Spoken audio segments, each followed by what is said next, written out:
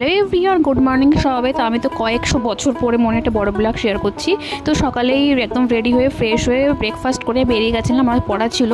তো পড়াটা কমপ্লিট হওয়ার পর স্টেশনে বসেছিলাম কখন ট্রেন ঢুকবে, তারপরে ভিডিওটা করা হয়নি কারণ কৃষ্ণনগর লোকালে প্রচণ্ড পরিমাণে ভিড় হয়।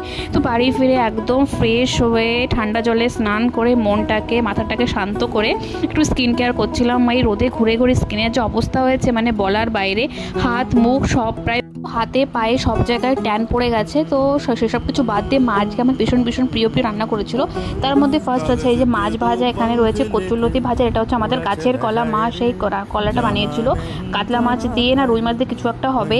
আর এইটা তো কচু ভাজা ছিল। আর স্পেশালি মা আজকে আমার জন্য বানিয়েছিল হচ্ছে মাছের টক, যেটা মার কাছে বহুদিন আগে খেতে চেয়েছিলাম, তো মা আমাকে সেটাই বানিয়ে দিয়েছে। আর সঙ্গে ছিল হচ্ছে কালকের একটু সবজি আর আমের মাছের টকটা যা হয়েছিল দারুণ হয়েছিল। এরপর অবভিয়াসলি আমি ঘুমিয়েছি, রেস্ট সেই ভিডিওটা করার। By, thanks for